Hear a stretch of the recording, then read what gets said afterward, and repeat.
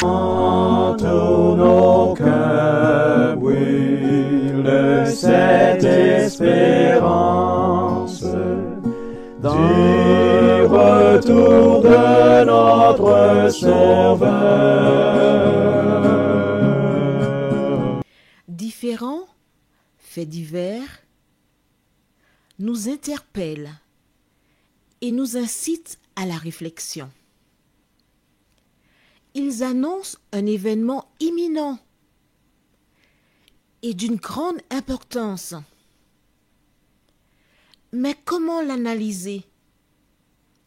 En écoutant Jean-Claude qui, à la lumière de la Bible, t'accompagnera et te permettra d'être prête, d'être prêt pour le retour de Jésus.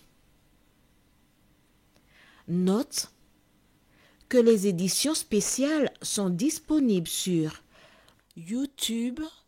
Quelle est la réponse 2? Le 2, c'est le chiffre.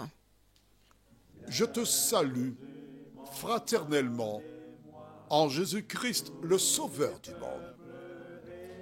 C'est Jean-Claude qui partage avec toi cette nouvelle série qui s'intitule « Découvrir la vérité ».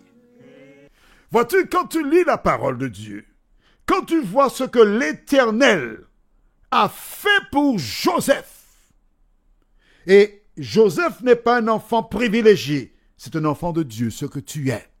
Alors toi aussi, tu peux, comme les petits-enfants chantent, avec Jésus sur mon bateau, je peux rire de la tempête parce que je n'ai rien à craindre. Aujourd'hui, nous voyons Joseph rassembla. Juste avant, prions. Merci notre Seigneur et notre Dieu pour la parole.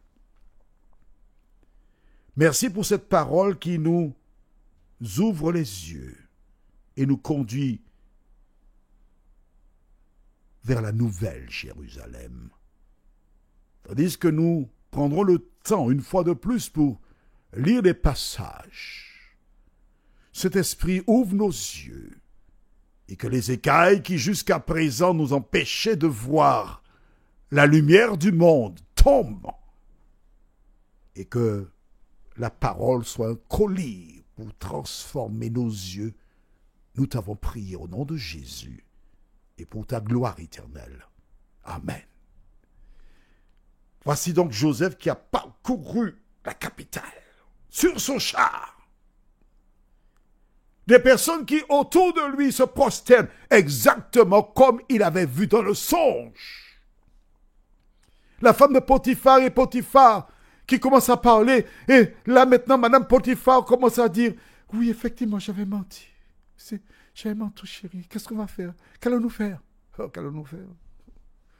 Et chaque fois que Charles passait de là où il zagriait, oh la femme de Potiphar avait, oh les chaleurs, oh ma tête.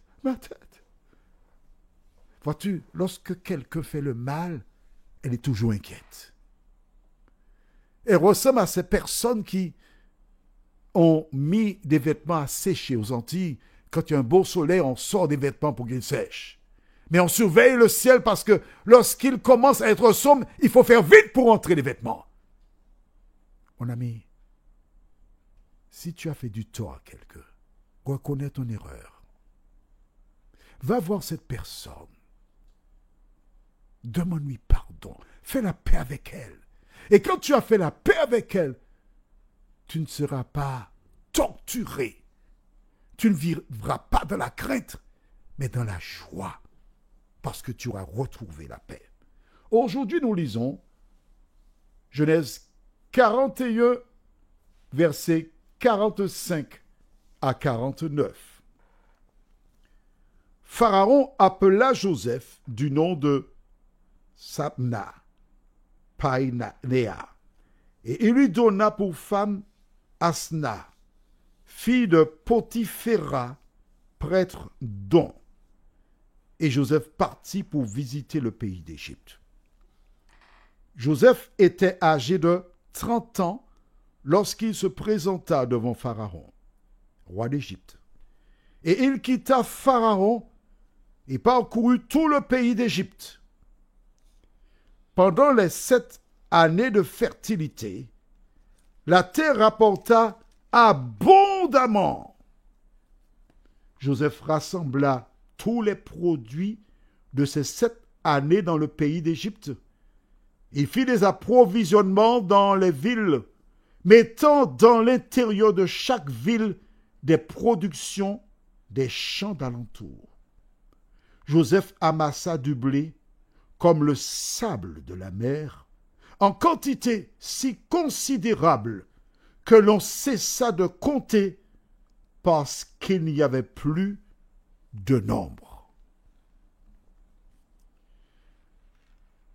Quelle histoire! Joseph est nommé vice-pharaon. Sans plus tarder, il se met au travail. Que fait-il? La Bible déclare qu'il va parcourir tout le pays. Et quand il arrive dans une ville, il s'arrête. Et que fait-il? Il dit, il faut bâtir ici un grand entrepôt pour mettre des produits. Et dans chaque ville, ils ont des entrepôts. Des personnes se posent des questions. D'autres sont en train de critiquer. Mais pourquoi il fait ça? Mais on n'a pas besoin de ça. Mais c'est quoi cette affaire? Il y a toujours des personnes qui s'opposent toutes les fois qu'il y a de nouvelles propositions. Mais tu as bien compris une chose. C'est que ces personnes qui s'opposent sont des agents de Satan qui sont là pour empêcher que les choses se réalisent. Pourquoi? Parce que Joseph est un serviteur de Dieu. Et qui que tu sois, écoute bien ce que moi je te dis. Aussi longtemps que tu es sur terre, aussi longtemps que tu es serviteur de l'Éternel des armées, aussi longtemps que Dieu t'utilise, tu auras toujours des personnes qui se présenteront pour s'opposer à toi. Elles ont toujours les meilleures propositions que toi. Ce sont elles qui voient. Et d'autres iront jusqu'à dire, le Seigneur m'a montré en songe, il m'a dit en vision que c'est ainsi qu'il faut faire. Et malheureusement, il y a un proverbe que j'aime beaucoup qui dit, ce que vous êtes fait tant de bruit que je ne peux pas entendre ce que vous dites. On peut aussi, à partir de ce proverbe, se rappeler que c'est en fonction des personnes que des groupes se positionnent. Quand c'est celui qui a le plus d'argent, celui qui est connu, celui qui est reconnu, s'exprime, même s'il dit une bêtise, beaucoup de personnes, pour garder les grâces de ces personnes, vont adhérer à son projet. Mais la différence, c'est que celui qui a appelé Joseph est avec lui. La différence, c'est que celui qui a appelé Joseph l'a équipé. Et les personnes ont accepté, ont marché. Toi qui m'écoutes, si tu as la conviction que celle ou celui qui est là a été placé par Dieu, pourquoi cherches-tu à combattre cette personne? Pourquoi cherches-tu à lui faire du tort? Pourquoi cherches-tu à imposer ta manière de voir? Rappelle-toi, Joseph était âgé de 17 ans quand il arrive en Égypte. Tu te rappelles? Il a donc passé 13 années de souffrance. Certaines personnes qui sont très portées sur le mal, ces personnes ne manqueront pas de dire, tu vois ça? Jésus avait 12 disciples et plus Jésus, ça faisait 13. Donc, le chiffre 13 est maudit. Et quand tu vas dans certains hôtels, tu seras surpris de voir qu'on passe de 12 et on passe à 14 directement. 13 n'existe pas parce que 13 c'est maudit. Mais je voudrais te dire une chose, mon ami, toi qui m'écoutes aujourd'hui, que les 13 années de Joseph passées du domicile de Potiphar à la prison étaient 13 années de bénédiction. Parce que pendant ces 13 années, l'Éternel a formaté Joseph. l'Éternel a formé Joseph. L'Éternel a permis qu'il passe par des études supérieures. Et là, c'est bac plus 13. Et c'est grâce à ces 13 années de souffrance qu'il a été en mesure de diriger l'Égypte et de remplir la mission de l'Éternel. Il y a un autre chiffre, on va dire maudit, pour certains, c'est 40.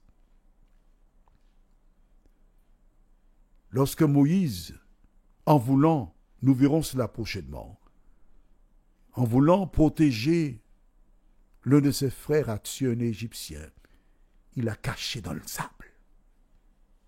Il l'a enterré. Il a vaqué à ses occupations jusqu'à ce qu'il passe encore dans le secteur le lendemain.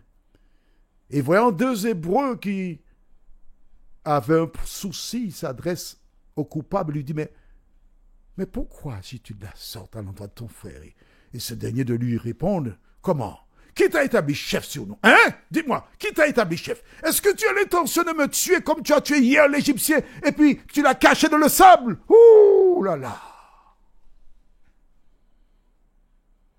L'information avait fuité. Joseph a passé 13 ans de Potiphar à la prison. Mais Moïse s'en alla, il se cacha dans le désert. Et il passa 40 années dans le désert. Un homme qui était habitué à dormir sur un lit confortable, sous une moustiquaire, et qui mangeait du caviar, des choses agréables au palais, du pain frais. Il y avait du chocolat comme on sait faire aux Antilles, avec du pain au beurre, du jus de corosol, du jus de papaye. Il avait un choix multiple. Et maintenant, il s'est retrouvé dans un désert pendant 40 années. Alors, si tu souffres pendant 13 ans, c'est faible. Si tu souffres depuis 40 ans, alors tu es prêt pour affronter le projet que Dieu avait pour toi. Après 13 années de souffrance, Joseph devint vice-pharaon. Après 40 années de souffrance, Moïse, l'homme qui ne savait pas s'exprimer parce qu'il était probablement bègue, il a laissé le désert parce qu'il a été réquisitionné par l'Éternel des armées afin de conduire son peuple d'Égypte qui représente l'esclavage à la terre promise qui représente la terre que Jésus prépare pour ses enfants. Mon ami, je m'adresse à toi. Sur ton lieu de travail, tu rencontres des difficultés. Dans ton quartier de même. Partout où tu passes. Et tu te dis que les gens ne t'aiment pas et parfois, certains vont jusqu'à penser que ce sont eux qui ont un problème. Mais non. Aussi longtemps que tu es fidèle à la parole de Dieu, l'ennemi cherchera à te détruire.